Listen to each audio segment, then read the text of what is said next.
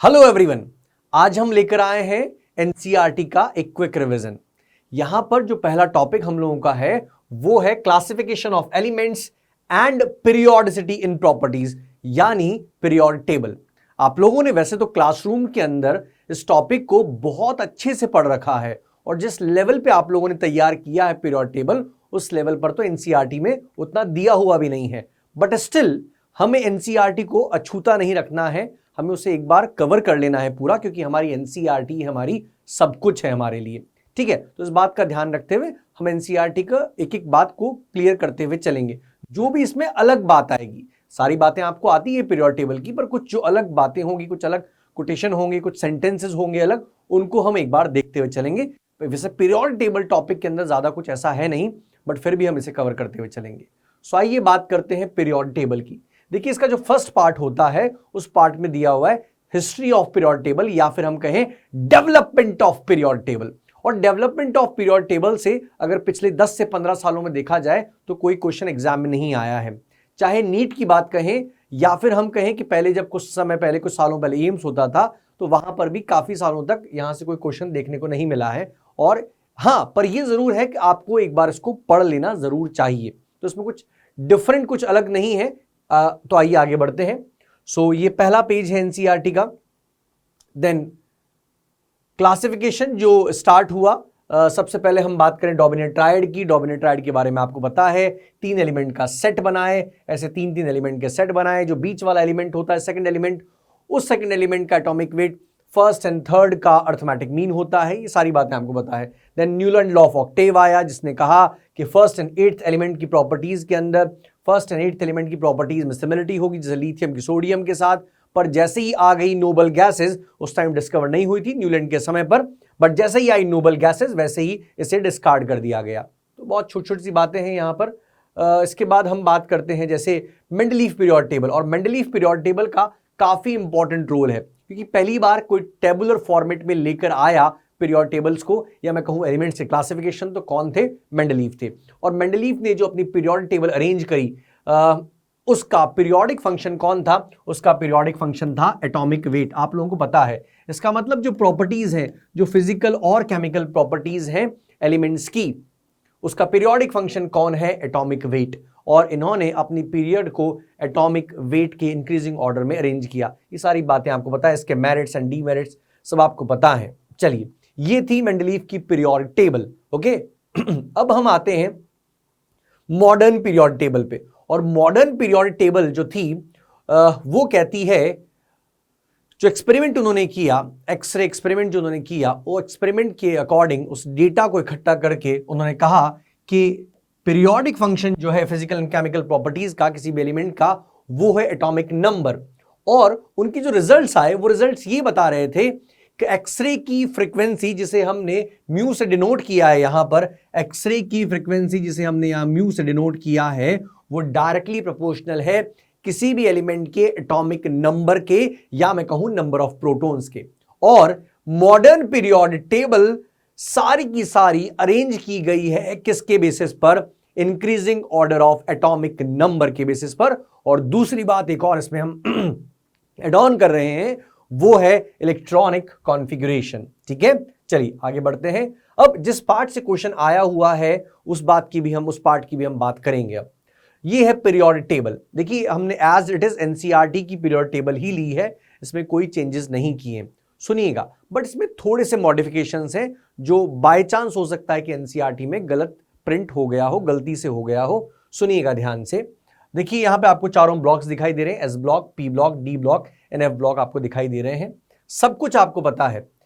जो ए सब ग्रुप होता है वो S block and P block में आता है, बट यहां पर हो सकता है मिसप्रिंट हो गया हो, कोई गलती हो। यहां पर थर्ड बी की जगह आपको कर लेना है थर्ड ए कर लेना है। ठीक है, चलिए, कोई दिक्कत वाली बात नहीं है। फोर्थ बी की जगह आपको यहां कर लेना है फोर्थ ए, यहां पर फिफ्थ ए, ओके, यहां पर सिक्स्थ ए, और यहां पर 7A। ये आपको चेंजेस कर लेने हैं। होता यही है, आपको पता भी होगा। A group lies in S block and P block, ये ध्यान रखिए। बी जो सब ग्रुप्स होते हैं वो डी ब्लॉक के अंदर आते हैं। तो जहां पर ये थर्ड ए है, यहां पर आप इसे थर्ड बी कर लें, वैसे तो आपको पता होगा, ये फोर्थ बी कर लें, कंफ्यूजन ना हो जाए, फिफ्थ बी हो जाएगा, सिक्स्थ बी हो जाएगा and then 7b। First B and second B बिल्कुल सही है। सो ये पीरियड टेबल में थोड़ा सा मॉडिफिकेशन है, वैसे तो आपने क्लासरूम में चेंज कर ही लिया होगा जब आपने पढ़ा था, बट फिर भी ध्यान रखें। तो जो हमें पता है, आपने मॉड्यूल में बहुत अच्छे से पढ़ा है, उसमें बिल्कुल सही दिया हुआ है, कोई दिक्कत नहीं। तो ये थोड़ा सा एक मॉडिफिकेशन था, बाकी सारी बातें आप पीरियड टेबल को लेकर जानते हैं। एस ब्लॉक और कहा जाता है पी ब्लॉक के एलिमेंट्स को रिप्रेजेंटेटिव एलिमेंट्स या फिर मेन एलिमेंट्स भी कहा जाता है। ओके, चलिए इसे क्विक रिवीजन ही समझे। नॉमेनक्लेचर की बात करता हूं, मैं नेक्स्ट पेज पर आ चुका हूं। देखिए नॉमेनक्लेचर 100 से ज्यादा जिनका एटॉमिक नंबर था, उन एलिमेंट्स के लिए आईयूपीएसी ने एक कॉमन मेथड बनाया कि जब तक डिस्कवरी नहीं हो जाती, सारी बातें क्लियर नहीं हो जाती किसी भी एलिमेंट को लेकर, तब तक उसका नया नाम नहीं रखेंगे, तब तक उसे हम आईयूपीएसी के नॉमेनक्लेचर मेथड से उनका नाम देंगे, उनका सिंबल देंगे, है ना। तो 0 से लेकर 9 तक, निल से लेकर ENN तक उन्हें नंबरिंग दी गई, नेम दिए गए, एब्रीवेशंस दिए गए, और यहां से क्वेश्चन एग्जाम के अंदर आया हुआ है मैच द फॉलोइंग में। देखिए कंसेप्चुअली यहां ऐसा कुछ है नहीं, बट फिर भी आपको नाम याद होने चाहिए, आईयूपीएसी नेम्स आपको याद होने चाहिए। कौन से? इनके जो आईयूपीएसी ऑफिशियल नेम्स आ चुके हैं वो आपको याद होने चाहिए। जैसे मैं कहूं 118, आपको पता है जो आईयूपीएसी नॉमेनक्लेचर था उसके अकॉर्डिंग तो नाम क्या था? उसके अकॉर्डिंग नाम था अनऑक्टियम या सिंबल था UUO, बट अभी इसका ऑफिशियल नेम आ चुका है, वो क्या है? ऑर्गेनेसॉन, जिसका सिंबल है OG। ठीक है, तो ये छोटी छोटी बातें हैं जिनको आपको ध्यान रखना है, सिंबल ध्यान रखने हैं, क्योंकि आपको पता ही होगा, आपने प्रीवियस ईयर क्वेश्चन सॉल्व किए होंगे मैच दी फॉलोइंग के अंदर, यहां से क्वेश्चन एग्जाम में कुछ सालों पहले नीट में आ चुका है। ठीक है, सो ये मेमोरी बेस्ड है। ठीक है, चलिए नेक्स्ट पेज है एनसीईआरटी का। इस नेक्स्ट पेज पर यहां से दिया हुआ है electronic configuration of elements and the period table. So अलग अलग ब्लॉक्स की यहां पर बात की गई, अलग अलग कैटेगरी की बात की गई है, एस ब्लॉक की बात की गई है, पी डी ब्लॉक की, एफ ब्लॉक की बात की गई है, मेन एलिमेंट्स या रिप्रेजेंट एलिमेंट्स की बात की जिसमें एस और पी ब्लॉक होता है, डी ब्लॉक की बात की है, डी ब्लॉक के कॉन्फ़िगरेशन की बात की गई, लेंथेनाइड एक्टिनाइड सीरीज मतलब एफ ब्लॉक की बात की गई। ये सारी बातें आप you all are aware of this. एक प्रॉब्लम्स है, देखिए बहुत इजी प्रॉब्लम्स हैं पीरियोडिक में तो, बट स्टिल हमें एक बार देख जरूर लेना है, जिससे हमें मान लीजिए कॉपी पेस्ट होकर 1-2 प्रॉब्लम्स आ चुकी है एग्जाम में नीट में यहाँ से, सो वो आप हमें जल्दी से एग्जाम में हो जाए, इसलिए प्रॉब्लम जरूर देख लेनी है। सो आइए इस प्रॉब्लम की बात कर लेते हैं। What would be the IUPAC name and symbol of element with atomic number 120 मतलब 120? बहुत सिंपल है, कोई दिक्कत नहीं है। देखिए 1 को आप क्या कहते हैं, 1 को आप क्या कहते हैं, चलिए सुन लीजिएगा ध्यान से। 1 को हम कहते हैं अन, 2 इज बाई, एंड 120 है तो हम कहते हैं निल, और लास्ट में सफिक्स यूज करते हैं IUM, तो नाम हो जाएगा अनबाइनीलियम। क्या नाम हो जाएगा? अनबाइनीलियम नाम होने वाला है। ठीक है, इस बात का ध्यान रखें, अनबाइनीलियम नाम होने वाला है, एंड सिंबल हो जाएगा UBN। बहुत सिंपल सा क्वेश्चन है, अगर आ जाए तो हम इजीली कर सकते हैं, कोई दिक्कत नहीं, बट डिस्कस कर लें एक बार, प्रॉब्लम्स को सारी एक बार सॉल्व कर लें। ठीक है, नेक्स्ट पेज पर वही बात मैंने आपको कहा कि एलिमेंट्स को क्लासिफाई किया गया है 5F series, 4F series.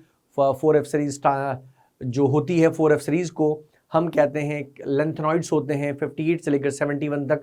5F series होती है एक्टिनॉइड सीरीज के मेंबर्स 92 103 तक। ये सारी बातें यहाँ पर मेंशन है। ठीक है, इस प्रॉब्लम की बात भी कर लेते हैं। देन फिर group wise electronic configuration, S block का, पी ब्लॉक का, डी ब्लॉक का, एफ ब्लॉक की बात की गई। प्रॉब्लम 3.2 जो है इसमें भी ऐसा कुछ नहीं है। एटॉमिक स्ट्रक्चर की अगर मैं बात करता हूं तो आपने वहां क्वांटम नंबर्स पढ़े होंगे, उसके बेसिस पर ये प्रॉब्लम आप इजीली कर सकते हैं। What would you justify the presence of 18 elements in 5th period? अब हमें पता है कि 5th पीरियड की अगर मैं बात करता हूं तो n की वैल्यू वहां 5 होती है, L इक्वल्स टू 0 1 2 3। ठीक है, उस अकॉर्डिंग सब शेल्स कौन कौन से आने वाले हैं? 5s 4d and 5p। इनमें टोटल ऑर्बिटल्स कितने हैं? 5s में 2 होंगे, 4d के अंदर 5 होंगे, एंड 5p के अंदर होने वाले हैं 3। सो 5 + 3 is 8 and 1 5s का, तो हो गए 9। सो 9 इंटू 2, एक ऑर्बिटल में 2 इलेक्ट्रॉन, सो मैक्सिमम इलेक्ट्रॉन्स कितने फिल किए जा सकते हैं पीरियड नंबर 5 के अंदर, तो वो होगा 18 इलेक्ट्रॉन्स, और 18 इलेक्ट्रॉन्स इसलिए 18 एलिमेंट्स। क्लियर है, बहुत सिंपल सी बात है, बट एक बार हमें कर लेना चाहिए। नेक्स्ट पेज पे आ गए हैं हम एनसीईआरटी के, जहां पर अलग अलग ब्लॉक्स दिखाए गए, S block, P block, D block and F block. Hydrogen को अलग से रखा गया है पीरियोडिक टेबल के अंदर, क्योंकि आप जानते हैं हाइड्रोजन का नेचर कुछ ऐसा है कि इलेक्ट्रॉन दे भी सकता है एल्कली मेटल्स की तरह, और इलेक्ट्रॉन एक्सेप्ट भी कर सकता है, H- हाइड्राइड बनाता है, हमें पता है। नोबल गैसेस के पास जो ग्रुप है, ग्रुप नंबर 17, वहां पर हेलोजेंस की तरह, तो दोनों की तरह बिहेव करता है, इसलिए हाइड्रोजन का पोजीशन कुछ आज भी फिक्स नहीं है, इसलिए हम पीरियोडिक टेबल के टॉप पे रखते हैं। ठीक है, चलिए आइए। तो बहुत छोटी छोटी बातें हैं, बट हाँ एक बार पढ़ जरूर लीजिएगा, कवर जरूर कर लीजिएगा, एक बार गो थ्रू हो जाइएगा एनसीईआरटी, जिससे हमें कॉन्फिडेंस आए कि जो कुछ एनसीईआरटी में वो सब कुछ तो हमने बहुत अच्छे से, आपके सर ने, केमिस्ट्री टीचर ने बहुत अच्छे से, बहुत डिटेल में आपको बहुत अच्छे लेवल तक पढ़ाया हुआ है। तो घबराने की कोई जरूरत नहीं है, मुस्कुराते मुस्कुराते एनसीईआरटी को एक बार फिर रिवाइज कर लीजिए, वैसे आप लोग कर चुके होंगे। ठीक है, आइए नेक्स्ट पेज पे आ गए हैं एनसीईआरटी के। यहां पर अलग अलग क्लासिफाई किया गया है, एस ब्लॉक को, पी ब्लॉक को, है ना, फिर डी ब्लॉक की बात की गई है, और फिर इनर ट्रांजिशन एलिमेंट्स की बातें की गई है। प्रॉब्लम 3.3 है, इसको भी हम एक बार जरूर देखेंगे। आइए नेक्स्ट स्लाइड पर आते हैं। देखिए इस पैराग्राफ को हम जूम करके अगर देखें तो इस पैराग्राफ में क्या लिखा हुआ है, ध्यान से सुनिएगा। हम जानते हैं, वैसे तो हमें पता है, आप पढ़ चुके हैं, क्लास 11th भी पढ़ चुके हैं, सो आपको सब पता है क्या कि एस ब्लॉक के जितने भी एलिमेंट्स हैं उनमें से मैक्सिमम एलिमेंट्स आयनिक कंपाउंड बनाते हैं हमेशा, सोडियम, पोटेशियम, रुबिडियम, सीजियम। ठीक है, सेकंड ए की बात करते हैं तो कैल्शियम, स्ट्रोंशियम, बेरियम, इनके सभी compounds are ionic in nature. पता है आप लोगों को, they are all ionic in nature. But first A में लिथियम एंड सेकंड ए में बेरिलियम और मैग्नीशियम के काफी सारे कंपाउंड्स कोवेलेंट नेचर रखते हैं। क्यों रखते हैं उसका रीजन आपको पता है, बॉन्डिंग में आपने क्लैरिफाई कर रखा है उसे, बॉन्डिंग में हम उसकी भी बात कर लेंगे, बट उसका रीजन होता है, फर्स्ट ए में तो होता है लिथियम एंड सेकंड ए में बेरिलियम और मैग्नीशियम, स्पेशली इनका हाई फाई होता है। हाई फाई का मतलब इनके ऊपर चार्ज की डेंसिटी ज्यादा है, साइज छोटा, चार्ज ज्यादा, तो चार्ज डेंसिटी इन पर ज्यादा। तो आप जानते हैं charge density ionic potential which is a ratio of charge of cation upon size of cation, ionic potential जिसे हम कहते हैं, जिसे हम पोलराइजेशन के दौरान हमने उसे कहा था पोलराइजिंग पावर। तो they are having high phi values, so they show covalent characters, covalent nature show करते हैं इनके बहुत सारे कंपाउंड। तो बस वही बात यहां पर लिखी हुई है कि फर्स्ट ए वाले एक इलेक्ट्रॉन लूज करके +1 में आते हैं, सेकंड ए वाले +2 के अंदर आते हैं। ठीक है, नाउ मेटलिक कैरेक्टर की बात हुई है, रिएक्टिविटी की बात हुई है, उसकी बात हम आगे भी करेंगे जब आईपी की बात करेंगे। कुछ the compounds of S block elements with exception, exception कौन कौन जो नहीं शो करता, लिथियम, बेरिलियम आर प्रीडोमिनेंटली आयनिक। मतलब जो एस ब्लॉक के कंपाउंड्स होते हैं वो मेनली कैसे होते हैं, उनके अंदर आयनिक नेचर होता है। प्रीडोमिनेंटली आयनिक क्यों बोला वो बताता हूं आपको, बट लिथियम, बेरिलियम के साथ तो ऐसा है कि ये कोवेलेंट कैरेक्टर ही ज्यादा शो करते हैं। ठीक है, चलिए बढ़ते हैं आगे, कहानी को आगे लेकर चलते हैं। नाउ मैं बात कर रहा था प्रीडोमिनेंटली आयनिक क्यों बोला। देखिए no compound in this world is 100% ionic और 100% कोवेलेंट। क्यों? क्योंकि फजान्स रूल में ऐसा कहा गया है। फजान्स रूल जिन्होंने बात की, फजान जिन्होंने बात करी पोलराइजेशन की, उन्होंने ऐसा कहा है नो कंपाउंड इज 100% आयनिक और 100% कोवेलेंट, इसीलिए ऐसा कहा गया। प्रीडोमिनेंटली आयनिक मतलब उनके अंदर ज्यादा कैरेक्टरिस्टिक्स किसके हैं, आयनिक के हैं। ठीक है, चलिए बढ़ते हैं आगे। अब देखिए पी ब्लॉक की बात की गई है। पी ब्लॉक का इलेक्ट्रॉनिक कॉन्फ़िगरेशन हम जानते हैं, इन्हें रिप्रेजेंटेटिव एलिमेंट्स या फिर मेन एलिमेंट्स भी कहा जाता है, मेन ग्रुप एलिमेंट्स भी कहा जाता है, और इसमें एस ब्लॉक के साथ साथ पी ब्लॉक को भी रखा जाता है। ठीक है, कॉन्फ़िगरेशन पी ब्लॉक का जानते ही हम, NS2NP1 to 6 होता है। यहां पर बात की गई है NS2NP6, मतलब नोबल गैसेस के कॉन्फ़िगरेशन की बात भी की गई है। ठीक है, ये सारी बातें आपको पता है। और एस ब्लॉक और पी ब्लॉक के अंदर जो एंटर करता है लास्ट इलेक्ट्रॉन, वो आउटर मोस्ट शेल में मतलब एन शेल में एंटर करता है। ये रिप्रेजेंटेटिव एलिमेंट्स और मेन ग्रुप एलिमेंट्स भी कहलाते हैं, ध्यान रखिएगा। छोटी छोटी बातें हैं कि स्टेटमेंट में कभी आ जाए, असर्शन रीजन में आ जाए तो हम ध्यान रखें, स्टेटमेंट 1 स्टेटमेंट 2 में आ जाए हम ध्यान रखें। चलिए बात करते हैं अब डी ब्लॉक एलिमेंट्स की, या मैं कहूं ट्रांजिशन एलिमेंट्स की। देखिए डी ब्लॉक एलिमेंट्स के अंदर जो इलेक्ट्रॉन की एंट्री होती है वो कहां होती है, हमें पता है n-1d के अंदर होती है। ठीक है, जनरल इलेक्ट्रॉनिक कॉन्फ़िगरेशन की अगर हम बात कर लेते हैं यहां पर तो वो होता है ns। जनरल इलेक्ट्रॉनिक कॉन्फ़िगरेशन यहां पर होता है ns 0 से 2 और n-1d 1 to 10, ये होता है जनरल इलेक्ट्रॉनिक कॉन्फ़िगरेशन। क्लियर है। अब देखिए जीरो क्यों हमने कहा, जनरली तो अगर मैं क्रोमियम कॉपर की जब बात करता हूं तो क्रोमियम वाले ग्रुप की या कॉपर वाले ग्रुप की बात करते हैं तो वहां पर यहां पर जो इलेक्ट्रॉन आता है ns में वो इलेक्ट्रॉन आता है 1। ठीक है, मैक्सिमम केसेस में आता है 2, पर ये जीरो क्यों है उसका रीजन आप लोगों को पहले से पता है।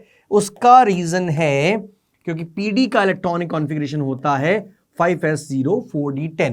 क्लियर है, और इसीलिए जीरो को इंक्लूड किया गया है। हो सकता है एग्जाम में अगर मान लीजिए आपको ये कॉन्फ़िगरेशन ना मिले और अगर मिलता है ns 1 से 2 n-1d 1 to 10 तो उसको आप टेक करके आएंगे, सेलेक्ट करके आएंगे उस ऑप्शन को, इस बात का ध्यान रखिएगा। ठीक है, चलिए बढ़ते हैं आगे। अब हम ट्रांजिशन एलिमेंट्स भी इन्हें क्यों कहा जाता है वो बात भी यहां पर दी गई है, ऑलरेडी मैंने अंडरलाइन करके रखी हुई है, सुनिए ध्यान से। क्यों कहा जाता है, क्योंकि लेफ्ट साइड में जो एलिमेंट आते हैं पीरियोडिक टेबल में वो होते हैं बहुत active element, reactive elements, metals होते हैं। कौन से होते हैं, एस ब्लॉक वाले एलिमेंट्स होते हैं। और अगर हम जाते हैं बीच में आता है डी ब्लॉक और राइट साइड में पीरियोडिक टेबल में हमें मिलते हैं कौन, group number 13 14 and so on. तो उन दोनों को ब्रिज का काम करता है, उन दोनों को ब्रिज करने का काम करते हैं ट्रांजिशन एलिमेंट्स, इसीलिए इन्हें कहा गया ट्रांजिशन एलिमेंट्स कहा गया है। In a way transition metals form a bridge between chemically active metals of S block and less active metals of group 13 14 and thus their familiar name क्या है, ट्रांजिशन एलिमेंट्स इन्हें कहा गया है। क्लियर है, चलिए बढ़ते हैं आगे। छोटी छोटी सी बातें हैं, उसके बाद ब्लॉक की बात की गई है, इन्हें इनर ट्रांजिशन एलिमेंट्स कहा गया है। कहां से कहां तक होता है, सीरियम से लेकर लुटीशियम। एंड अगर मैं बात करता हूं, ये थी लेंथेनॉइड सीरीज, एक्टिनॉइड सीरीज की बात करता हूं, थोरियम 90 से लेकर Z=103 तक होता है। ठीक है, चलिए ऑलरेडी अंडरलाइंड है ये। अब हम बढ़ रहे हैं आगे, लेट्स मूव फॉरवर्ड। अब ट्रांस यूरेनियम एलिमेंट्स कौन से होते हैं, देखिए अगर लेंथेनाइड सीरीज की बात करें वहां इकलौता एलिमेंट है पीएम मतलब प्रोमीथियम जो कि रेडियो एक्टिव है। बट अगर एक्टिनाइड सीरीज की बात करते हैं तो वहां सभी एलिमेंट्स रेडियो एक्टिव हैं। यूरेनियम तक जो एलिमेंट हैं, थोरियम से यूरेनियम तक जो एलिमेंट हैं वो नेचुरली अकरिंग है, नेचर में पाए जाते हैं बट रेडियो एक्टिव है। यूरेनियम के बाद वाले सभी एलिमेंट्स लेबोरेटरी में सिंथेसाइज किए गए हैं, सिंथेटिक एलिमेंट है या मैं कहूं आर्टिफिशियल एलिमेंट्स हैं, वो सभी रेडियो एक्टिव होते हैं बट आर्टिफिशियल हैं। क्लियर है, मतलब लेंथेनॉइड सीरीज में सभी क्या हैं, रेडियो एक्टिव एलिमेंट्स हैं। क्लियर, चलिए नेक्स्ट पॉइंट की बात करते हैं, ट्रांस यूरेनियम मतलब यूरेनियम के बाद वाले। तो क्या ऐसा कह सकते हैं कि all transuranic elements are synthetic elements, तो हम कहेंगे यस दे आर। ठीक है, एसर्शन रीजन में क्वेश्चन बन सकता है यहां से। चलिए लेट्स मूव फॉरवर्ड।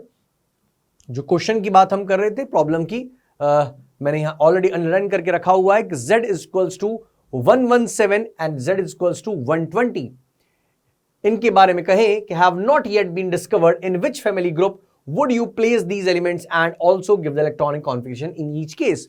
बहुत ही सिंपल है, कोई दिक्कत नहीं है। आप लोगों ने identification of group block and period में ऑलरेडी पढ़ा हुआ है क्या, कि एटॉमिक नंबर 104 से लेकर 118 तक लास्ट 2 डिजिट जो होती है वो ग्रुप नंबर डिनोट करती है।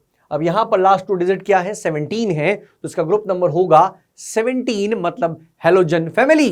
क्लियर है, हेलोजन फैमिली की अगर मैं बात करता हूं तो हेलोजन फैमिली का जनरल इलेक्ट्रॉनिक कॉन्फिगरेशन होता है NS2np5। तो ये है ग्रुप नंबर 17 का और पीरियड नंबर, बिकॉज 104 से लेकर 104 से लेकर 118 तक जो पीरियड होगा वो होगा 7। तो इसका आउटर मोस्ट इलेक्ट्रॉनिक कॉन्फिगरेशन होने वाला है N7s2-7p5। क्या होगा, 7s2-7p5। कोई दिक्कत वाली बात यहां पे नहीं है। 120 की बात कर लेते हैं, अभी तक 118 तक है, इसका मतलब 119 कहां जाने वाला है, वो जाने वाला है ग्रुप 1 में पीरियड नंबर 8 के अंदर, एंड 120 जाने वाला है ग्रुप 2 में पीरियड 8 के अंदर। और अगर कॉन्फ़िगरेशन से भी देखें तो अगर मैं 118 की बात करता हूं तो वहां 7p6 होता है और 7p6 के बाद आएगा 8s1 एंड 8s2। 8s2 का मतलब है group number 2 and period number 8।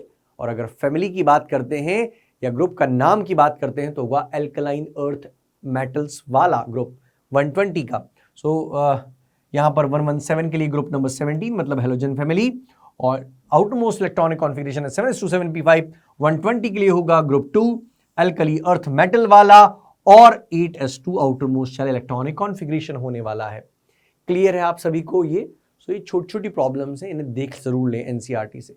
आइए लेट्स मूव फॉरवर्ड। ये नेक्स्ट पेज है एनसीईआरटी का। यहाँ पर मेटल्स, नॉन मेटल्स और मेटलॉइड्स की बात की गई है। ठीक है, अलग अलग कैटेगरी के अंदर रखा गया है। क्यों रखा गया है? मेटल्स का मेल्टिंग पॉइंट, बॉइलिंग पॉइंट क्या होता है, प्रॉपर्टीज की बात की गई है। उसके बाद आता है पीरियोडिक टेन्स, जिसमें आप लोग पढ़ते हैं एटॉमिक रेडियस की बात आप करते हैं, आईपी की बात करते हैं, इलेक्ट्रॉन एफिनिटी की बात करते हैं, ईएन की बात करते हैं। तो चलिए स्टार्ट करते हैं, नेक्स्ट पेज पर आते हैं। और इस पर एक प्रॉब्लम भी दी गई जिसे भी हम डिस्कस करेंगे। देखिए, the change from metallic to non metallic character is not abrupt as shown by the thick zigzag line. Zigzag line पता होगी आपको। जिगजैग लाइन, जिगजैग लाइन के लेफ्ट साइड में होते हैं मेटल्स और राइट साइड में होते हैं नॉन मेटल्स। तो जिगजैग लाइन पर क्या होते हैं? जिगजैग लाइन पर जो होते हैं वो होते हैं कौन? सेमी मेटल्स, या फिर हम उन्हें कहते हैं मेटलॉइड्स। और वो कौन कौन होते हैं? Silicon, germanium, arsenic, antimony and tellurium, जिन्हें हम सेमी मेटल्स या फिर मेटलॉइड्स कहा करते हैं। चलिए प्रॉब्लम की बात कर लेते हैं एक बार। क्वेश्चन है, वैसे क्वेश्चन ही बाद में आना चाहिए था, बट एनसीईआरटी में दिया गया तो हमें अब करना ही है। Considering the atomic number and position in the periodic table, arrange the following elements in increasing order of metallic character। Metallic character की बात वैसे तो आईपी की बात होनी चाहिए थी, बट कर ली है इन्होंने बात पहले, तो हम भी कर लेते हैं इसको सॉल्व। लेफ्ट टू राइट जाते हैं। सो क्योंकि इफेक्टिव न्यूक्लियर चार्ज बढ़ता है, साइज कम होता है, तो हम लेफ्ट टू राइट जाने पर आईपी का वैल्यू बढ़ जाता है, तो मेटेलिक प्रॉपर्टीज कम हो जाती है लेफ्ट टू राइट जाने पर। बट टॉप टू बॉटम जाने पर क्योंकि साइज बढ़ता है, आईपी का वैल्यू कम होता है, तो मेटेलिक प्रॉपर्टीज बढ़ती है डाउन द ग्रुप जाने पर। सो कंक्लूजन इज दिस कि लेफ्ट टू राइट जाने पर मेटेलिक प्रॉपर्टीज कम होंगी। ठीक है, पहली बात। और अगर दूसरी बात हम करते हैं, सो टॉप टू बॉटम जाने पर मेटेलिक प्रॉपर्टीज या मेटेलिक कैरेक्टर इंक्रीज होंगे। क्लियर है? बहुत सिंपल सी बात है। चलिए बस उसी के बेसिस पर अरेंज कर लेते हैं। अगर हम देखें silicon, beryllium, magnesium, sodium and phosphorus के अंदर, तो लेफ्ट में कौन कौन आ रहे हैं? सोडियम आ रहा है और मैग्नीशियम आ रहा है, बेरिलियम आ रहा है।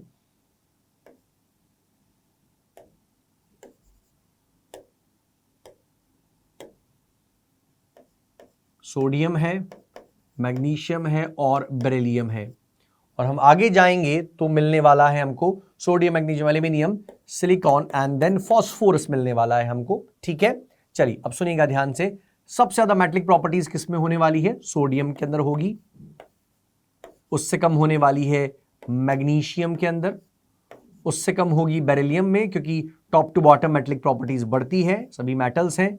अब ये नॉन मेटल्स की कैटेगरी में आते हैं, तो नॉन मेटेलिक कैरेक्टर सबसे ज्यादा होंगे फास्फोरस के अंदर, और सिलिकॉन यहां पर हम इस तरह से अरेंज कर देंगे। तो सबसे ज्यादा मेटेलिक प्रॉपर्टी हुई सोडियम में, सबसे कम हुई फास्फोरस में। तो इस तरह से हम अरेंज करते हुए चलेंगे, कोई दिक्कत वाली बात यहां पर नहीं है। Let's move forward. ठीक है, इस प्रॉब्लम 3.4 के बाद आइए आगे बढ़ते हैं। Let's move forward.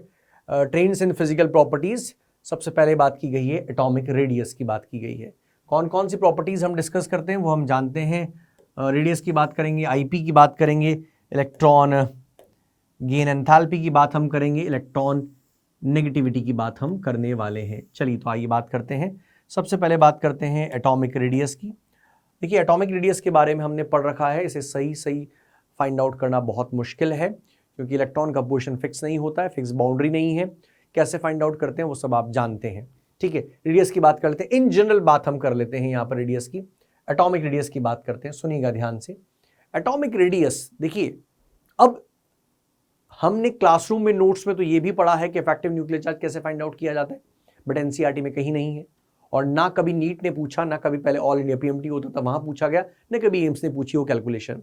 तो इफेक्टिव न्यूक्लियर चार्ज में केवल कंक्लूजन को ध्यान रखें, और कंक्लूजन क्या था कि नॉर्मल पीरियड से लाइक पीरियड 2 एंड पीरियड 3 के अंदर लेफ्ट टू राइट जाने पर जेड इफेक्टिव लगातार बढ़ता जाता है, एंड टॉप टू बॉटम जाने पर third period onwards Z effective constant हो जाता है।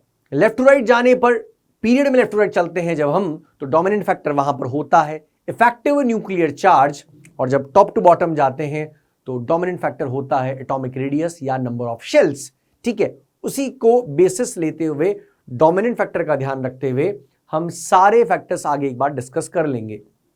टॉप टू बॉटम जा रहे हैं, नंबर ऑफ शेल्स बढ़ते हैं, साइज बढ़ता है। लेफ्ट टू राइट जाते हैं, इफेक्टिव न्यूक्लियर चार्ज मतलब अट्रैक्शन बढ़ रहा है न्यूक्लियस का, तो साइज कम होता है। That's all. चलिए बात कर लेते हैं एक बार। आइए कोवेलेंट रेडियस की बात करें तो देखिए कोवेलेंट रेडियस फाइंड आउट करने का क्या मेथड था, एटॉमिक रेडियस फाइंड आउट करने का क्या तरीका, covalent radius find out, inter nuclear distance, दो ऐसे एटम्स जो एक जैसे हो, होमोडायटोमिक कंडीशन होनी चाहिए, जैसे Cl2 दोनों क्लोरीन क्लोरीन, उनके न्यूक्लियस की पोजीशन फिक्स है, इंटर न्यूक्लियर डिस्टेंस फिक्स है, डिवाइडेड बाय 2 कर देंगे, कोवेलेंट रेडियस आ जाएगी। सो इंटर न्यूक्लियर डिस्टेंस से अगर 198 पिकोमीटर, तो इसका हाफ करने पर हमें मिल जाएगा 99 पिकोमीटर। ठीक है, इस तरह से हम कोवेलेंट रेडियस फाइंड आउट करते हैं। मेटलिक रेडियस में भी ऐसे ही होने वाला है। मेटलिक रेडियस में दो एडजेसेंट पोजीशन पे रखे होते हैं दो atoms, inter nuclear distance divided by 2। Example अगर यहां पर अगर हम लेते हैं, किसी का भी एग्जाम्पल ले सकते हैं, कॉपर का एग्जाम्पल लिया, 256 आ रही है यहां पर इंटर न्यूक्लियर डिस्टेंस, इसका अगर हाफ कर दिया जाए तो वो आएगा 128 पिकोमीटर। क्लियर है। देखिए एटॉमिक रेडियस में जो मुझे कुछ बात अलग लगी, वैसे तो आपको पता होगा, बट ध्यान रखें कि कभी ट्रू एंड फॉल्स में आ जाए, असर्शन रीजन में स्टेटमेंट ट्रू एंड फॉल्स में आ जाए, करेक्ट इनकरेक्ट में आ जाए, तो ध्यान रखें कि atomic radius refers to both covalent or metallic depending on the on whether the element is a non-metal or a metal. Now ये काम की बात, atomic radii can be measured by X-ray or other spectroscopic methods. तो इस बात का ध्यान रखें, बहुत डिटेल में हमें इसमें जाने की जरूरत नहीं, बट एनसीईआरटी जितना कहा उसे ध्यान रखें कि इन मेथड से फाइंड आउट किया जाता है। आओ ये टेबल दी गई है, इसमें आपको पता है पीरियड नंबर 2 की बात कही गई, लिथियम से लेकर फ्लोरीन तक एटॉमिक रेडियस लगातार कम होता चला जा रहा है। पीरियड नंबर 3 में सोडियम से लेकर क्लोरीन तक एटॉमिक रेडियस लगातार कम होता जा रहा है, बिकॉज इफेक्टिव न्यूक्लियर चार्ज बढ़ता है। ठीक है, नेक्स्ट टेबल यहां पर जो दिया गया है, यहां पर लिथियम से सीजियम दिया गया है, डाउन द ग्रुप जाने पर शेल्स बढ़ रहे हैं, साइज बढ़ रहा है। फ्लोरीन से लेकर क्लोरीन ब्रोमीन आयोडीन एसिटाइन, यहां पर लगातार साइज बढ़ रहे हैं क्योंकि शेल्स बढ़ रहे हैं। क्लियर है। चलिए नाउ नेक्स्ट पेज पर हम एनसीईआरटी के आ गए हैं, जहां पर आयनिक रेडियस की बात की गई है। थोड़ी सी बात मैं आयनिक रेडियस की यहां पर कर लेता हूं। इस ग्राफ से भी हमें पता लग रहा है कि लिथियम से लेकर फ्लोरीन तक लगातार साइजेस कम हो रहे हैं। आपको कोई वैल्यू याद नहीं करनी है, जो आपने पिछली टेबल में वैल्यूज देखी एटॉमिक रेडियस की, no need to learn these values. Arrange करना आता है, वो आपको बहुत अच्छे से आता है। ठीक है, चलिए आयनिक रेडियस की बात कर लेते हैं। सबसे पहले ग्लिम्स थोड़ा सा आयनिक रेडियस की बात कर लेते हैं। आयनिक रेडियस आप जानते हैं दो तरह की होती है, कैटायनिक एनायनिक। कैटायन कब बनेगा, जब एक न्यूट्रल एटम से इलेक्ट्रॉन निकल जाएगा, कैटायन बनेगा, उसका जेरोफेक्टिव बढ़ेगा, पॉजिटिव चार्ज बढ़ रहा है, जेरोफेक्टिव बढ़ेगा, साइज उसका कम होगा। सो कैटायन का साइज न्यूट्रल एटम से कम होता है, पता है। एनायन की बात करें, एटम इलेक्ट्रॉन ऐड हुआ, नेगेटिव चार्ज आया तो एनायन बन गया, जेरोफेक्टिव उसका कम हो चुका है, जेरोफेक्टिव कम, साइज बढ़ जाएगा। तो एनायन का साइज न्यूट्रल एटम के साइज से बड़ा होता है, पता है आप लोगों को। ग्राफ दिया गया है जिसमें लिथियम से लेकर फ्लोरीन तक साइज लगातार कम हो रहा है। अब इस ग्राफ को ध्यान से देखिएगा। वैसे तो आपने बहुत सारे एक्सेप्शनल केसेस पढ़े हैं, बट जनरली इतने पूछे नहीं जाते हैं एग्जाम में, बट फिर भी एक गौर करने वाली बात यहां पर है। ध्यान से देखिए, फ्लोरीन से लेकर इस ग्राफ को अलग से दिया गया है, इसलिए हम इसकी बात थोड़ी सी कर लेते हैं। अब देखिए, मैं अगर लिथियम की बात करता हूं तो लिथियम जो होता है इसका पीरियड नंबर है 2, एंड आयोडीन की अगर मैं बात करता हूं तो इसका आयोडीन का पीरियड नंबर होता है 5। तो अगर आपसे पूछा जाए क्वेश्चन कि लिथियम और आयोडीन के अंदर साइज किसका बड़ा होगा, तो आप क्या रिप्लाई करने वाले हैं? बिल्कुल, अगर हमें नहीं पता वैल्यू तो हम रिप्लाई बिल्कुल हम यही करेंगे कि आयोडीन का साइज बड़ा होगा, बिकॉज लिथियम तो सेकंड पीरियड का है और आयोडीन तो पीरियड नंबर 5 का है, 5 शेल्स उसकी चारों तरफ है। बट एक्चुअली लिथियम का साइज इज लार्जर देन, बहुत बड़ा है, किससे? आयोडीन के साइज से। आई बात समझ में आप लोगों को? आयोडीन का साइज यहां पर छोटा है, लिथियम का साइज बड़ा है, यहां पर क्लियर है। जबकि अगर हमें वैल्यू नहीं पता होती तो हम वैसे क्वेश्चन ऐसे नहीं बन रहे हैं, बट क्योंकि एनसीईआरटी ने दिखा रहा है ग्राफ अलग से, इसलिए एक बार हम बाय चांस अगर पूछ ले तो हमें पता है। ठीक है, वैसे बिना वैल्यू के बिना फैक्ट के आप नहीं बता सकते थे, पर बाय चांस कभी इसका रीजन पूछ लिया जाए तो ध्यान रखिएगा इकलौता एक रीजन होगा, क्योंकि एल्कली मेटल्स किसी भी पीरियड में अगर मैं बात करता हूं सबसे पहले आते हैं तो उनका जेड इफेक्टिव मिनिमम होता है, और अगर जेड इफेक्टिव मिनिमम होता है तो इनका साइज बहुत बड़ा होता है, लार्ज एलिमेंट्स होते हैं एल्कली मेटल्स। ठीक है, तो केवल ये इसका रीजन यहां पर बनेगा, पूछा नहीं जाता है बट फिर भी ध्यान रखिए अगर बाय चांस पूछ लिया जाए तो। आयनिक रेडियस की बात मैं आपको बता चुका हूं कि कैटायन छोटा होगा न्यूट्रल से, एनायन बड़ा होगा। आइसोइलेक्ट्रॉनिक क्या होते हैं? सेम नंबर ऑफ इलेक्ट्रॉन्स होते हैं। आइसोइलेक्ट्रॉनिक की अगर हम साइज की बात करते हैं, आइसोइलेक्ट्रॉनिक के साइज की बात हम करते हैं, कुछ देखिए डिफरेंट अलग होगा तो मैं आपको खुद बता दूंगा। जैसे सोडियम का साइज 186 पिकोमीटर है, बट Na+ का साइज 95 पिकोमीटर है, ऑब्वियस कैटायन है, वैल्यूज याद नहीं करनी है। आइसोइलेक्ट्रॉनिक के अंदर साइज का ऑर्डर क्या होता है वो सुन लीजिएगा ध्यान से। अगर हम बात करते हैं आइसोइलेक्ट्रॉनिक के अंदर पॉजिटिव चार्ज ज़्यादा, जेड इफेक्टिव ज़्यादा, साइज कम। अगर आइसोइलेक्ट्रॉनिक है सेम नंबर ऑफ इलेक्ट्रॉन्स उनके अंदर है, नंबर ऑफ प्रोटॉन अलग अलग है, तो ऐसे भी ध्यान रख सकते हैं जिसके अंदर प्रोटॉन ज़्यादा उसका मतलब जेड इफेक्टिव ज़्यादा ही होगा। ठीक है, ये ध्यान रखिएगा, और जिसका जेड इफेक्टिव ज़्यादा उसका size come. Okay done, let's move forward. Question है, बड़ा सिंपल सा क्वेश्चन है, सॉल्व कर लेते हैं। आइए देखते हैं, ऐसा कुछ विशेष इसमें नहीं है बट स्टिल आइए क्वेश्चन को देख लेते हैं। क्या क्या दिया गया है, अरेंज करना है इनको। दिया गया है Mg+2 दिया गया है, और दिया गया है एल्यूमिनियम दिया गया है, और Al+3 दिया गया है। देखिए कैटायंस छोटे ही होंगे और Al पर +3 चार्ज है, जेड इफेक्टिव ज्यादा है तो इसका साइज सबसे छोटा होने वाला है, तो Al+ सबसे छोटा होगा, उससे बड़ा होगा Mg+2। Mg और Al की बात करता हूं तो पीरियड में पहले आता है मैग्नीशियम, बाद में आता है एल्यूमिनियम, लेफ्ट राइट जाने पर जेड इफेक्टिव बढ़ता है, साइज कम होता है तो Mg बड़ा होगा साइज और Al का साइज छोटा होगा। सो ये ऑर्डर आने वाला है, सबसे छोटा हो जाएगा Al+3, फिर Mg+2, फिर Al, देन Mg का साइज हो जाएगा। लार्जेस्ट दिया गया है यहाँ पर स्पीसीज Mg को, बिल्कुल सही है, और जो स्मॉलेस्ट दिया गया है वो Al+3 बिल्कुल सही है। हमने लार्जेस्ट स्मॉलेस्ट की जगह सभी को अरेंज कर दिया है, आपको आता था बट एनसीईआरटी का है तो एक बार कर लेते हैं, जिससे अगर क्वेश्चन एग्जाम में आता है कॉपी पेस्ट होकर तो देखते ही हम उसे ध्यान से पढ़कर एक बार में जल्दी से टिक कर दें। आइए बढ़ते हैं आगे। अब एटॉमिक रेडियस के बाद नेक्स्ट अब देखिए एनसीईआरटी में इतना ही दिया गया, बट हम एटॉमिक रेडियस में कितना डिटेल में डिस्कस करते हैं। लेंथेनाइड कॉन्ट्रैक्शन की बात करते हैं, बहुत सारी बातें हम करते हैं। लेंथेनाइड कॉन्ट्रैक्शन का क्या इफेक्ट होता है डी ब्लॉक के ग्रुप के अंदर और पीरियड के अंदर, सारी बातें ये सारी बातें आपको D&F ब्लॉक में मिलती है, बट क्योंकि D&F ब्लॉक पीरियोडिक का पार्ट होता है तो हम क्लासरूम में आपको वहीं पर कवर कर देते हैं। चलिए आईपी की बात करते हैं, आयनाइजेशन एंथैल्पी की बात की जा रही है। क्या होता है आइसोलेटेड गैसियस न्यूट्रल एटम के आउटर मोस्ट शेल से इलेक्ट्रॉन को निकालने के लिए रिक्वायर्ड एनर्जी को हम आयनाइजेशन एंथैल्पी या एनर्जी कहते हैं। ठीक है, इसकी भी आइए कुछ बातें हम कर लेते हैं। जनरली देखिए, इन जनरल हम जानते हैं कि लेफ्ट टू राइट जाने पे जेड इफेक्टिव बढ़ता है तो आईपी भी बढ़ता है, टॉप टू बॉटम जाने पे साइज बढ़ता है तो आईपी इन जनरल कम होता है। ये जनरल बात मैंने करी, बट फैक्टर्स आपको पता है, फैक्टर्स होते हैं पेनिट्रेशन इफेक्ट, इसके अलावा होता है हाफ फिल्ड और फुली फिल्ड की स्टेबिलिटी। ओके चलो अब सुन लो, पेनिट्रेशन इफेक्ट की वजह से आपको पता है S2 कॉन्फ़िगरेशन का आईपी P1 से ज्यादा होता है, P2 से कम होता है, नेबरिंग वाले से ज्यादा होता है, नेबरिंग एलिमेंट से। S2 का P1 से ज्यादा, P2 से कम। उसका रीजन आपको पता है, एक तो न्यूक्लियस के पास होता है S2, उसका अट्रैक्शन ज्यादा है, और दूसरा S2 एक फुली फिल्ड सब शेल हो जाता है तो वहां से इलेक्ट्रॉन निकालना थोड़ा सा मुश्किल है, इसलिए उसकी आईपी का वैल्यू P1 से ज्यादा होता है बट P2 से कम होता है।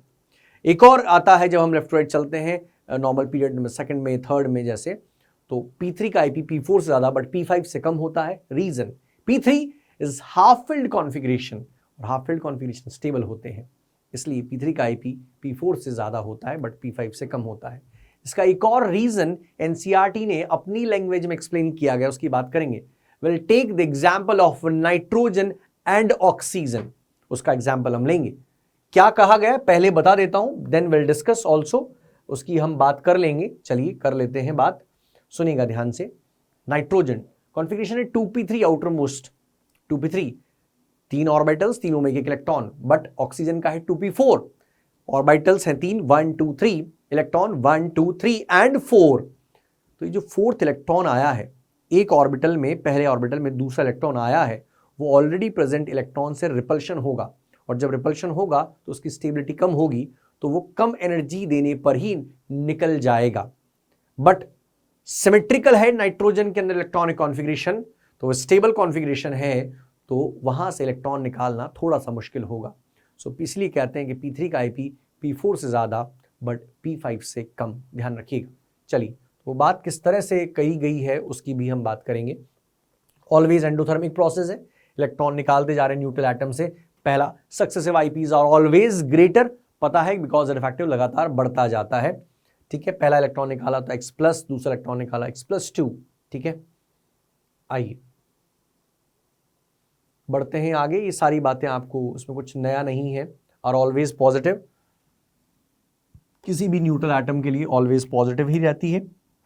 ठीक है, चलो सक्सेसिव IP हमेशा ज़्यादा ही हमें मिलेगी। अब थोड़ी सी ग्राफ की बात की गई है, अगर ग्राफ ड्रॉ करते हैं तो मिनिमम रिफ्रैक्टिव वाले एल्कली मेटल्स, उनका IP भी मिनिमम, तो मिनिमम पे मिलेंगे। मिनिमा पर कौन मिलेगा? Alkali metals. और मैक्सिमा पे कौन मिलेगा? हर पीरियड की noble gas, helium, neon, argon, krypton, xenon, इस तरह से, बिकॉज स्टेबल कॉन्फ़िगरेशन। ठीक है, ये आपके पास ग्राफ है। पहले 1 to 60 एलिमेंट्स का ग्राफ मान लीजिए बनाया गया, जो पहले डिस्कवर कर लिए गए थे। तो आप देखेंगे मैक्सिमा पे नोबल गैसेस आपको मिल रही हैं। कौन मिल रही हैं? नोबल गैसेस आपको दिखाई दे रही है। और मिनिमा पे कौन होने वाला है? एल्कली मेटल होने वाला है। ठीक है, चलिए बढ़ते हैं आगे। IP का अगर मैं रिएक्टिविटी से अगर कोरिलेट करूं, अगर मैं रिलेट करता हूं, can be correlated with high reactivity. तो सुनिएगा ध्यान से। वैसे तो आप लोगों को पता है, एप्लीकेशंस ऑफ IP में आप लोगों ने बहुत डिटेल में पढ़ा है, सुन लीजिए। जिसका IP कम उसकी रिएक्टिविटी ज्यादा। IP कम मतलब कम एनर्जी देने पर इलेक्ट्रॉन दे रहा है। जैसे सीजियम, कम एनर्जी दी, इलेक्ट्रॉन दे दिया, मतलब हाईली रिएक्टिव है। अगर ज्यादा एनर्जी देने पर इलेक्ट्रॉन दे रहा है, इसका मतलब उसकी रिएक्टिविटी कम है, मतलब IP के इनवर्सली प्रोपोर्शनल है रिएक्टिविटी। ठीक है, तो मेटल्स की रिएक्टिविटी को हम जो बात करते हैं वो IP से करते हैं। और ये आपको पता भी होगा कि द कैरेक्टरिस्टिक प्रॉपर्टी जो होती है मेटल्स की, उसे किससे समझाया जाएगा? आयनेशन पोटेंशियल से समझाया जाएगा, IP से समझाया जाएगा। बिकॉज इलेक्ट्रॉन डोनेट करने का काम जनरली कौन करता है? मेटल करता है। ओके, लेट्स मूव फॉरवर्ड, आइए आगे बढ़ते हैं। देखिए इस ट्रेंड्स को समझने के लिए the attraction of electron towards nucleus, और दूसरा है the repulsion of electron from each other. दो फैक्टर्स हैं। The effective nuclear charge experienced bye, देखिए ग्राफ आ गया है, इसमें लिथियम से लेकर नियॉन तक लगातार बढ़ रहा है। बट अगर आपने नोटिस किया हो, बेरिलियम का IP ज़्यादा है, S2 का IP ज़्यादा, P1 का कम, देन P3 का IP ज़्यादा, P4 मतलब ऑक्सीजन का कम है। ठीक है, लिथियम से लेकर, और ग्रुप के अंदर बात की गई, lithium, sodium, potassium, rubidium, caesium, लगातार IP कम हो रहा है। इस बात को हम डिस्कस ऑलरेडी अभी किया था मैंने, दोबारा फिर करेंगे। नेक्स्ट पेज पर हम आ चुके हैं। इसमें जो प्रॉब्लम दी गई है वो भी हम देखेंगे, और ये प्रॉब्लम एग्जाम में पूछी जा चुकी है। ठीक है, चलिए तो आइए बात कर लेते हैं। स्क्रीनिंग और शील्डिंग की बात आप ऑलरेडी जानते हैं। For example, the 2s electron in lithium is shielded from the nucleus by inner core of 1s electron. As a result, the valence electron experience a net positive charge which is less than the actual charge of +3. Niche shielding is effective when the orbitals in inner shells are completely filled. The situation occurs in case of alkali metals which have single outermost ns electron preceded by noble gas electronic configuration. मतलब alkali metals का IP minimum का एक और reason यहाँ देखिए अपनी language में explain किया गया है, क्योंकि उससे पहले इलेक्ट्रॉन्स आते हैं जो भी अगर मैं लिथियम की बात करूं तो उससे पहले लिथियम के शेल से, आउटर मोस्ट शेल से पहले Ri1s2 जो कि न्यूक्लियस के अट्रैक्शन को शील्ड कर रहा है, इसलिए लिथियम का आईपी अपने पीरियड में मिनिमम है। ठीक है, तो ये कहने का तरीका है। सो एनसीईआरटी अपनी लैंग्वेज में कहती है। मैं बात एक और करने वाला हूं, बेरिलियम बोरोन वाली, वो भी आ गई है, वो देख लेते हैं क्या कहा। जो आपको समझाया वही है। You will also notice that the first IP of boron Z equals to 5, जबकि Z इक्वल्स 5 तो एटॉमिक नंबर ज्यादा है, तो इफेक्टिव न्यूक्लियर चार्ज ज्यादा होना चाहिए, but slightly less than that of beryllium का, जबकि 4 ही है। Even though the former has greater nuclear charge, फिर भी ऐसा क्यों? When we consider the same principal quantum number, n का वैल्यू सेम है, and s electron is attracted to the nucleus more than a p electron. In beryllium, the electron removed during the ionization is an s electron, whereas the electron removed during ionization of boron is p. बात समझ में आई? जो मैंने आपको कहा वही है। The penetration of 2s electron to the nucleus is more than that of 2p electron. Hence, the 2p electron of boron is more shielded from nucleus by the inner core of electrons than the 2s of beryllium. Clear है आप लोगों को? वही penetration effect वाला reason, but NCERT की language आप देखिए, समझाने का तरीका थोड़ा सा अलग है। आइए एक और हम बात कर लेंगे। फाइनली यहाँ conclusion, therefore it is easier to remove 2p electron from boron compare to removal of 2s electron from beryllium. आइए, this boron has a smaller first ionization energy than beryllium. एक और बात जो हम कर रहे हैं नाइट्रोजन ऑक्सीजन की, वो भी आ गई है।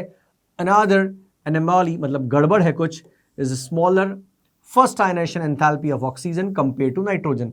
ऐसा क्यों? जो मैंने आपको एक्सप्लेन किया था, रिपल्शन की वजह से ऑक्सीजन में लो इलेक्ट्रॉन का repulsion, because in nitrogen 3 2p electron reside in the different atomic orbitals, whereas in oxygen atom 2 of the 4 2p electron must occupy the same 2p orbital, resulting in an increased electron repulsion. आई बात समझ में? सो यहां पर जो बात की गई है वो हाफ फील्ड की स्टेबिलिटी की बात नहीं की गई।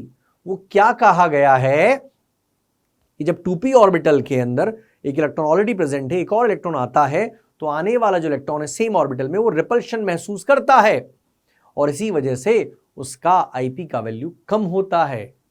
ठीक है, चलिए, तो समझाने का तरीका यहां पर कुछ अलग है। आइए इस क्वेश्चन को सॉल्व कर लेते हैं। ये प्रॉब्लम, ऐसा क्वेश्चन एग्जाम में आ चुका है, ठीक है, नीट में आ चुका है। चलिए, क्या कहा गया है? The first ionisation enthalpy values of third period element sodium magnesium silicon का दिया गया है और पूछा है एल्यूमिनियम का किसके क्लोज होगा। सो आइए देख लेते हैं।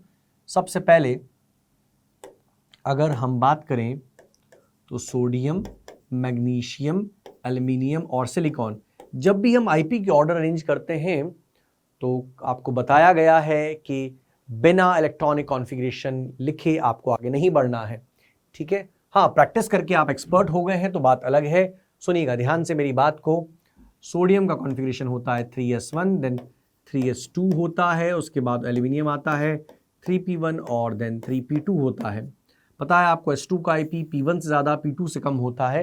रीजन पेनिट्रेशन इफेक्ट आपको पता है। नाउ अरेंज कर देते हैं चलिए इसको। सो मिनिमम हो जाएगा सोडियम का, उससे ज़्यादा होगा एल्यूमिनियम, देन मैग्नीशियम का होगा और उसके बाद होगा सिलिकॉन। सो अभी बहुत क्लियर हो गई ये सारी बातें, बिल्कुल क्लियर हो गई है हमको। अब सुनिएगा ध्यान से आप मेरी बात। क्या पूछा गया? वैल्यूज दिया गया। सोडियम का वैल्यू कितना है? 496। एल्यूमिनियम का दिया नहीं है, मैग्नीशियम का दिया है 737। Okay, then 786। अब पूछा ये गया है the first delta H value of aluminium close to, किसके नजदीक होगा? एक दिया हुआ है 575 इन दोनों के बीच में आ रहा है कहीं, 575 इन दोनों के बीच में आ रहा है और 760 यहां लगभग आ रहा है और एल्यूमिनियम है यहां, तो जो एल्यूमिनियम का आईपी है वो 575 के क्लोज होगा, मतलब सोडियम और मैग्नीशियम के बीच में होगा। आई बात समझ में? अच्छा क्वेश्चन था, है ना? ऐसा क्वेश्चन एग्जाम में पूछा जा चुका है नीट के अंदर, और एक बार नहीं 2 बार पूछा जा चुका है। ठीक है, तो इसको ध्यान रखिएगा। तो इस तरह से हम प्रॉब्लम सॉल्व कर लेंगे। नाउ बात की गई इलेक्ट्रॉन गेन एंथैल्पी की बात की गई है। आइए इलेक्ट्रॉन गेन एंथैल्पी की बात भी हम कर लेते हैं। इलेक्ट्रॉन गेन एंथैल्पी अगर मैं कहूँ मतलब वो एनर्जी जो एक आइसोलेटेड गैसियस न्यूट्रल एटम की अगर मैं बात करता हूं तो उसमें आउटरमोस्ट शेल में इलेक्ट्रॉन ऐड करने पर जनरली एनर्जी रिलीज होती है, उसे हम कहते हैं इलेक्ट्रॉन गेन एंथैल्पी। एंडोथर्मिक भी हो सकती है अगर कॉन्फ़िगरेशन स्टेबल है तो एक ऐसी होगी स्टेबल कॉन्फ़िगरेशन पे इलेक्ट्रॉन ऐड करने पर एंडोथर्मिक भी प्रोसेस होता है, ये हमें पता है। चलिए एंडो एक्सो हो सकता है, ये हमें पता है। चलिए जो इंपॉर्टेंट यहां पर बात होगी वो हम जरूर डिस्कस करेंगे। स्टेबल की बात मैं जरूर करूंगा आपसे और इस क्वेश्चन को भी हम सॉल्व करेंगे, इस प्रॉब्लम को भी। ठीक है, लेट्स मूव फॉरवर्ड। आइए बात कर लेते हैं। इन जनरल बात आपको पता है, मैं उसको एक बार रिवाइज कर देता हूं, क्विक शॉर्ट फास्ट। सुनिए, टॉप टू बॉटम जाने पर साइज बढ़ता है, साइज बढ़ता है तो जनरली इलेक्ट्रॉन एफिनिटी कम होती है। लेफ्ट टू राइट जाने पर जब रिफ्रैक्टिव बढ़ता है तो ये जो होती है वो बढ़ती है। बट कुछ जगह होता है स्टेबल कॉन्फ़िगरेशंस, जैसे S2 बेरिलियम का होता है, P3 नाइट्रोजन का होता है एंड नियॉन का 2p6 होता है। तो स्टेबल कॉन्फ़िगरेशन वालों का EA मैक्सिमम नहीं होता, मिनिमम होता है, क्योंकि वो इलेक्ट्रॉन लेना नहीं चाहते हैं। हम जो अरेंजमेंट करते हैं इलेक्ट्रॉन एफिनिटी का वो होता है इलेक्ट्रॉन लेने का, उसका एक्सेप्टेंस कितना है उसका ऑर्डर हम अरेंज करते हैं, ना कि हम ऑर्डर अरेंज करते हैं एनर्जी का ऑर्डर, बिकॉज एनर्जी की वैल्यूज हमें नहीं पता होती हैं। ठीक है, जिसकी इलेक्ट्रॉन लेने की इच्छा सबसे ज्यादा होगी, एक्सेप्टेंस ज्यादा होगा, उसका ये मैक्सिमम होगा। जैसे अगर मैं बात करता हूं पीरियड नंबर 2 में, जैसे फ्लोरीन है सो मैक्सिमम ये। अब अगर मैं बात करता हूं उसी पीरियड के अंदर lithium, beryllium, boron, carbon, nitrogen, oxygen, fluorine, neon, तो नियॉन स्टेबल कॉन्फ़िगरेशन तो मिनिमम ये की तरफ हम उसे अरेंज करते हैं। ठीक है, ये बातें आपको पता है। स्टेबल कॉन्फ़िगरेशन मैंने बता ही दिया। इसके अलावा S1 और P1 कॉन्फ़िगरेशन में S1 का EA P1 से ज्यादा होता है बट P2 से कम होता है, ध्यान रखिएगा। उसका रीजन होता है पेनिट्रेशन इफेक्ट। वही न्यूक्लियस के क्लोज है S1 तो न्यूक्लियस का अट्रैक्शन ज्यादा, तो S1 में इलेक्ट्रॉन जोड़ना आसान है, किसके कंपैरिजन में, P1 के कंपैरिजन में। तो S1 का EA P1 से ज्यादा बट P2 से कम होता है। तो ये बातें ध्यान रखनी है। छोटी सी बात एक और, ग्रुप में जब हम बात करते हैं, जैसे ग्रुप आप बात कर लें ग्रुप नंबर 17 में हैलोजन फैमिली में, सेकंड 15 में कर लें, 16 में कर लें, 17 में कर लें, सभी में ऐसा ही है। सेकंड और थर्ड पीरियड के अंदर जैसे फ्लोरीन क्लोरीन में मैं कंपैरिजन कर रहा हूँ, ऑक्सीजन सल्फर में कर रहा हूँ, तो सेकंड और थर्ड पीरियड में थर्ड पीरियड वालों का EA ज्यादा होता है सेकंड पीरियड वालों से। ये बात ध्यान रखिएगा। इसका रीजन होता है क्योंकि सेकंड पीरियड वाले जो होते हैं उनका शेल जो पास है, चार्ज डेंसिटी ज्यादा है, तो इलेक्ट्रॉन के आने पर उन्हें रिपल्शन महसूस होता है थोड़ा सा, इसलिए उनका EA कम होता है। और आपको एक बात ये पता होगी पहले से, वैसे तो क्लासरूम में सब आपने पढ़ा है, it's a quick revision of NCERT, because मैं वैल्यूज के साथ आपसे बात करूंगा, कर चुके होंगे आप बात। सुन लीजिए एक बार कि ऑक्सीजन का अपने ग्रुप के अंदर मिनिमम EA होता है। ठीक है, हैलोजन में ऐसा नहीं होता, नाइट्रोजन फैमिली में भी ऐसा ही होता है। सो हम फैक्ट्स के साथ बात करेंगे। चलिए बात करते हैं। आइए, मैं टेबल पे आ चुका हूं। जनरली टॉप टू बॉटम जाने पर EA की वैल्यू क्या होती जाती है, कम होती जाती है, दिख रहा है आपको ग्रुप 1 के अंदर। नोटिस करिएगा ग्रुप नंबर 16 की बात कर रहे हैं अब हम। आप देखेंगे कि सबसे ज़्यादा है सल्फर की, तो मैं इसको 1 दे देता हूँ रैंक, फिर रैंक 2, फिर रैंक 3, फिर रैंक 4। और देखिए ऑक्सीजन का इस ग्रुप में मिनिमम रिलीज आ रही है, मतलब रैंक 5, मतलब ऑक्सीजन की सबसे कम होती है। ठीक है, ध्यान रखिएगा। बट ग्रुप 17 में ऐसा नहीं है।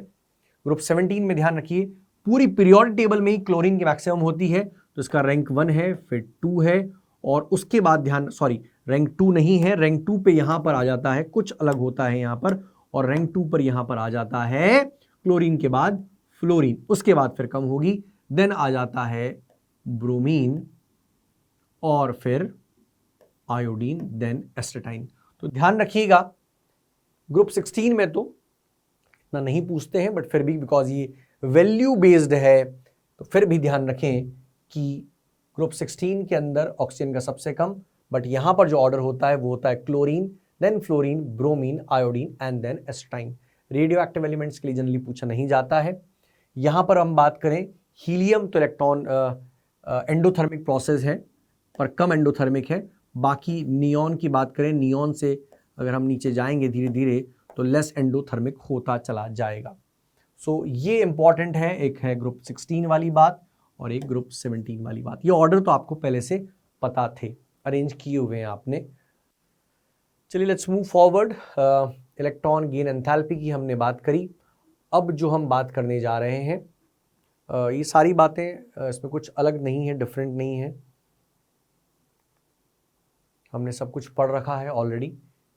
ये वापस वही बात की गई है ऑक्सीजन की, सल्फर की, फ्लोरीन एंड क्लोरीन की। यहाँ पर वही बात की गई। देखिए दिस इज बिकॉज वही थर्ड पीरियड वालों का ये ज़्यादा एडेड टू ऑक्सीजन और फ्लोरीन में ऐड करते हैं electron, goes to smaller n2 quantum level 2 and suffers significant repulsion from the other electron present in this level. For n is equals to 3 quantum number, जैसे sulphur chlorine में the added electron occupies a larger region of space and the electron repulsion is much less. इसलिए third period वालों का ये ज़्यादा। अब आप देखिए कि सिंपल सी बात को एनसीईआरटी के समझाने का तरीका थोड़ा अलग है, तो उस थोड़े अलग को हम एक्सेप्ट कर लें, क्योंकि असर्शन रीजन में क्वेश्चन आ जाए, स्टेटमेंट में आ जाए, तो हमें पता होना चाहिए। आइए इस प्रॉब्लम को सॉल्व कर लेते हैं। बहुत आसान है वैसे तो। Which is the following will have the most, यही सॉल्व कर लेते हैं।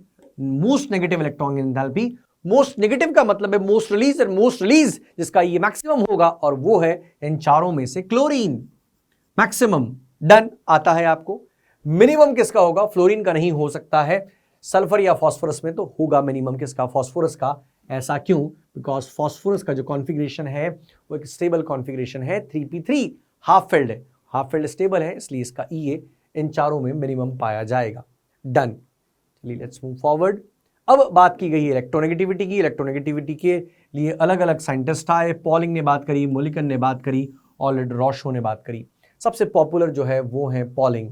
ठीक है, पॉलिंग एक अमेरिकन साइंटिस्ट, इनका बहुत इंपॉर्टेंट रोल है केमिस्ट्री में अलग अलग जगहों पर।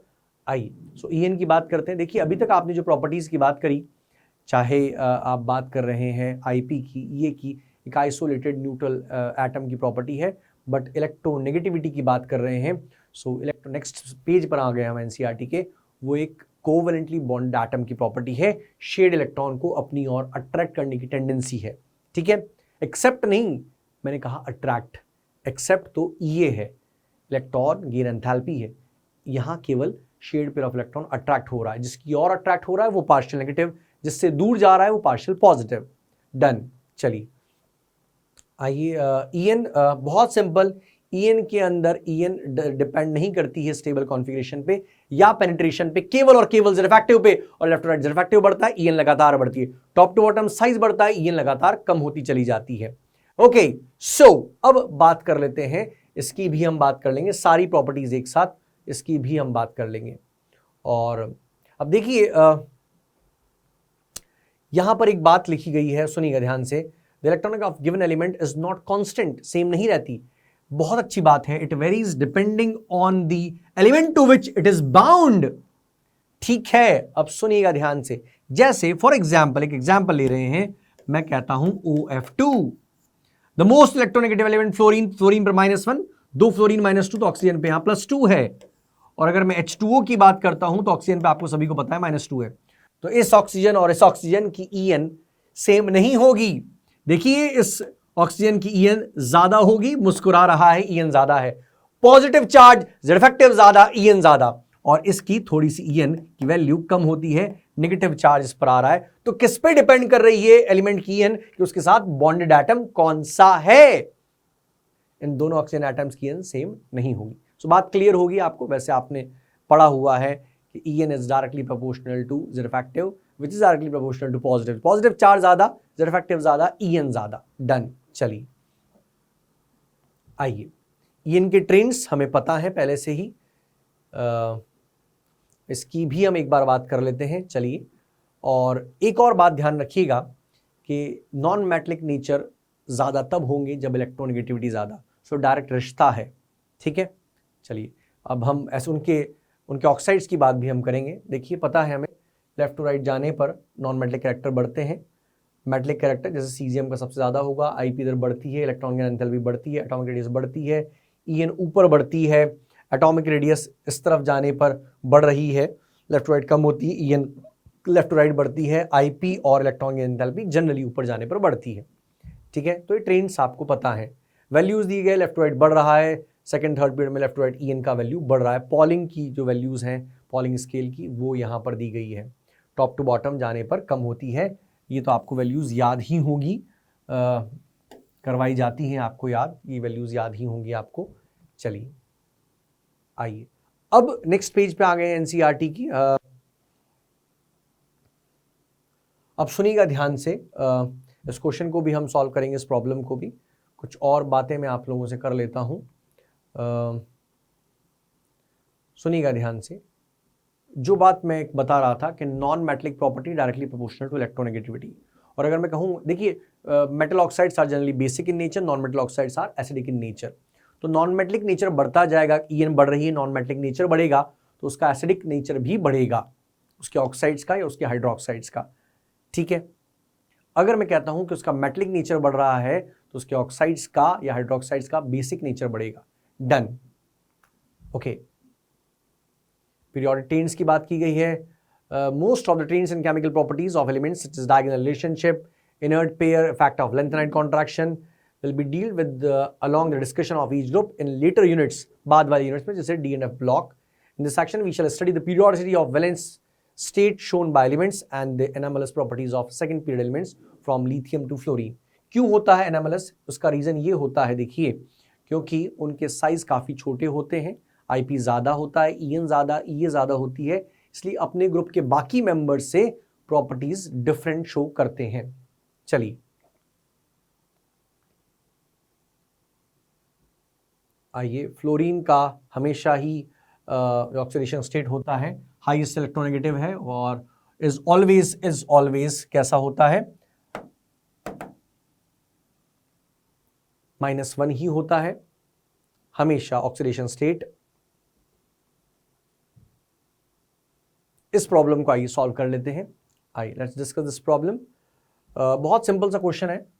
Using periodic table predict the formulas of compounds which might be formed by following pairs। Silicon and bromine की बात करते हैं, सिलिकॉन की बात करते हैं +4 होगा, ब्रोमीन की बात करते हैं -1 होगा। क्रिस क्रॉस मेथड से फॉर्मूला बना दीजिए SiBr4, very simple. Next aluminium and sulphur, बहुत सिंपल है, एल्यूमिनियम पर +3 ऑक्सीडेशन स्टेट, सल्फर पर -2। क्रिस क्रॉस मेथड से बना दीजिए Al2S3। This is the formula. Clear है, बहुत ही सिंपल है, कोई दिक्कत वाली बात इसमें नहीं है। विच माइट द, ठीक है, और यहाँ फॉर्मूला हमने बना दिया है। बिकॉज सिलिकॉन ग्रुप 14 का है, +4 होगा, bromine halogen -1, aluminium +3 and sulphur -2।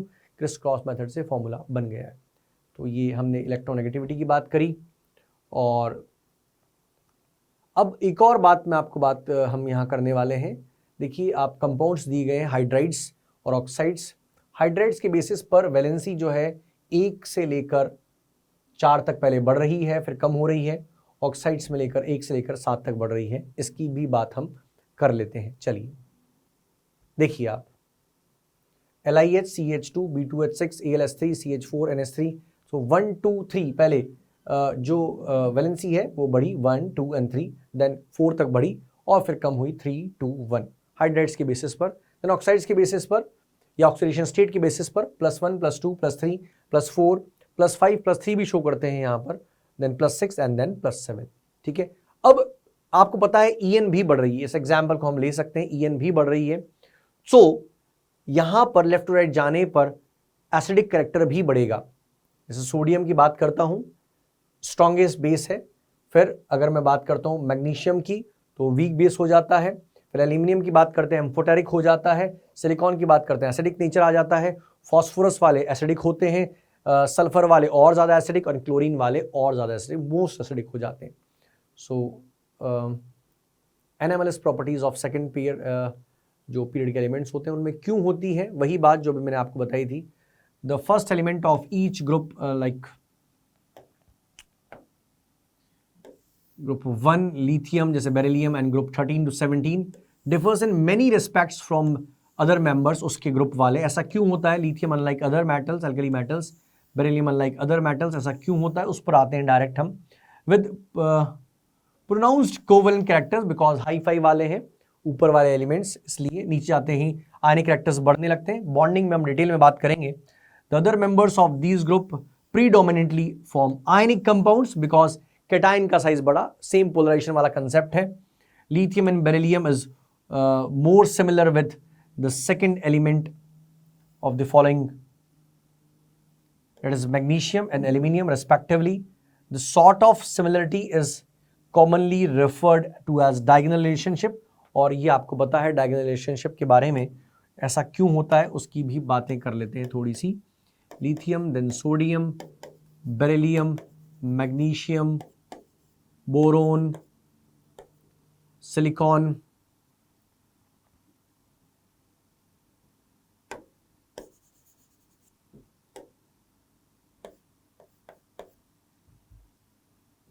Carbon, then silicon. So lithium का मैग्नीशियम के साथ, बेरिलियम एल्यूमिनियम के साथ, एंड बोरोन सिलिकॉन के साथ सिमिलरिटी शो करते हैं, और इसे हम कहते हैं डायगोनल रिलेशनशिप. इसका रीजन आपको पता है, they are having similar ionic potential. किसका आयनिक पोटेंशियल? लिथियम का मैग्नीशियम के साथ, बेरिलियम एल्यूमिनियम के साथ, एंड बोरोन एंड सिलिकॉन के साथ सिमिलर आयनिक पोटेंशियल होता है, इसीलिए डायगोनल रिलेशनशिप शो करते हैं. ओके, मेटलिक रेडियस दिया गया है यहाँ पर, पता है हमें, ऑलरेडी हम डिस्कस कर चुके हैं मेटलिक रेडियस के बारे में. ये सभी एनसीईआरटी की ही पेजेस हैं, यहाँ पर भी कुछ ऐसा नया नहीं है, हम ऑलरेडी इसे भी डिस्कस कर चुके हैं. अब एक और बात सुन लीजिएगा ध्यान से, पीरियड 2 वाले जो एलिमेंट्स हैं वो मैक्सिमम कोवेलेंसी रख सकते हैं 4 रख सकते हैं. मैक्सिमम कोवेलेंसी कितनी रखेंगे? 4. जैसे CH4, CF4, CCl4. और अगर मैं इससे नीचे वाले पीरियड्स की बात करता हूँ, ज़्यादा रख सकते हैं. जैसे एल्यूमिनियम है तो 6 कोवेलेंसी भी रख सकता है. सेकेंड पीरियड वालों के अंदर पाई बॉन्ड बनाने की टेंडेंसी ज़्यादा होती है, उसके बाद थर्ड पीरियड, उसके बाद में पाई बॉन्ड बनाने की टेंडेंसी कम होती चली जाती है. नेक्स्ट पेज है ये एनसीईआरटी का ही, यहाँ पर प्रॉब्लम 3.9 एंड 3.10 दिया गया है, आइए से भी डिस्कस कर लेते हैं. चलिए,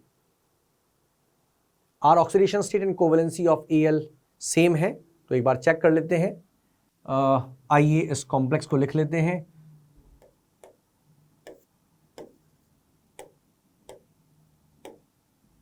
कॉम्प्लेक्स है Al, Cl, H2O होल 5, और कॉम्प्लेक्स पर चार्ज है +2. Al पर +3 होगा, Cl पर -1, H2O पर 0, +3 -1 होगा, सॉरी यहाँ होने वाला है -1. ठीक है, तो ओवरऑल +2 आएगा. सो यहाँ पर ऑक्सीडेशन स्टेट तो +3 है, बट इसकी कोवेलेंसी होगी 6. तो Al की कोवेलेंसी होगी 6, तो दोनों सेम नहीं है. बहुत सिंपल सा क्वेश्चन है. नेक्स्ट प्रॉब्लम पर चलते हैं, अगली प्रॉब्लम की बात कर लेते हैं. ये यहाँ पर कहा गया है कि metal oxides are basic in nature, non metal oxides acidic in nature. कुछ जो एम्फोटेरिक होते हैं वो आप जानते ही हैं, जिंक, एल्यूमिनियम, है ना, टिन वगैरह वगैरह एक्सेट्रा. एंड न्यूट्रल ऑक्साइड्स की अगर हम बात करें तो वो होते हैं CO, NO and N2O, nitrous oxide, laughing gas भी जिसे कहते हैं.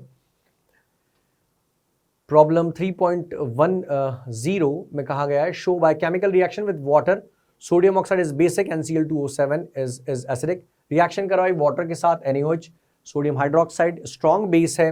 बात करते हैं Cl2O7 H2O के साथ HCl4 पर क्लोरिक एसिड बनाया, स्ट्रॉन्गेस्ट इनऑर्गेनिक एसिड होता है. ठीक है, चलिए, सो ये था पीरियोडिक टेबल. हमने मैक्सिमम बातें वही करी है जो आपने ऑलरेडी पढ़ रखी है, बट एनसीईआरटी को एक बार कवर कर लिया है. अब आप इसके गो थ्रू हो गए हैं. कुछ नई बात जहां थी या कुछ थोड़ी सी अलग बात थी वो हमने आपको बताई. नई बात तो यहाँ नहीं हुई है. हाँ, ब्लॉक्स में बहुत कुछ होता है, तो DNF ब्लॉक को अच्छे से पढ़ना होता है. बाकी चैप्टर्स में भी बहुत, पीरियोडिक में ऐसा कुछ नहीं है. अब हम आगे भी और नए चैप्टर्स को एनसीईआरटी के इस फॉर्म में लेकर आएंगे. अच्छे से पढ़ते रहिएगा. Thank you very much and all the best for your NEET examinations.